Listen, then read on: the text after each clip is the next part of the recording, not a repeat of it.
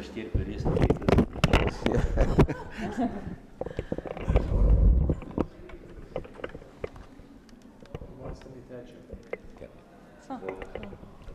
Povejte, vi ste povedali, da absolutno podpirate to, za kar se zdaj Fides zavzema.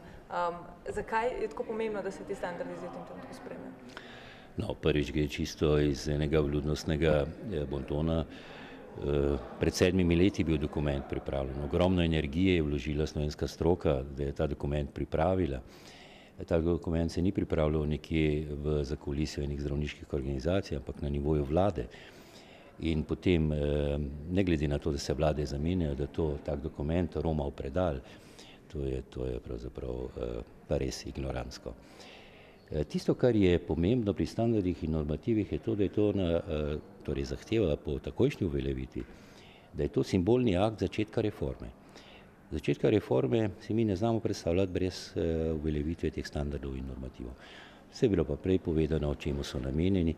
Namenjeni so varnemu delu, torej zdravnikov in bolnikov.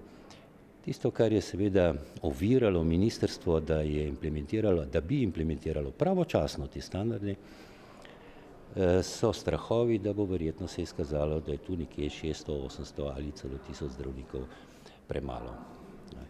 To pa so seveda finančne posledice, in vlado v tem trenutku zanimajo samo finančne posledice, ne pa dobrobit bolnikov, ne čakalne dobe, ne dostopnost in niti ne varnost bolnikov, čeprav na vsakem koraku slišimo polna usta vseh, posvečamo varnosti bolnikov, kakovosti in tako dalje.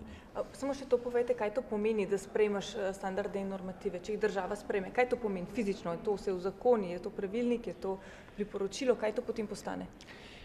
Kolikor jaz poznam zahteve Fidesa, naj bi se standarde in normative nekako implementiralo v kolektivno pogodbo. Tudi v državah Evrope, navsezadnje mi moramo dobre in slabe lastnosti deliti z evropskim prostorom. Tam ni enotnega modela, kar se standardov in normativov tiče, veljajo samo lahko usmeritve znotraj delovnih organizacij ali veljajo usmeritve v smislu priporočil zdravniških organizacij. Tu so različni modeli in to je stvar pogajanj nekako in začetka slovenske zdravstvene reforme. Imate pa občutek, da pri nas bi bilo pa to potrebno nekoliko bolj trdno zapisati v pogodbo? Jaz sem prepričan, da je treba z ozirom na to, da smo nagnjeni k kršitvam dogovorjenega. Okay.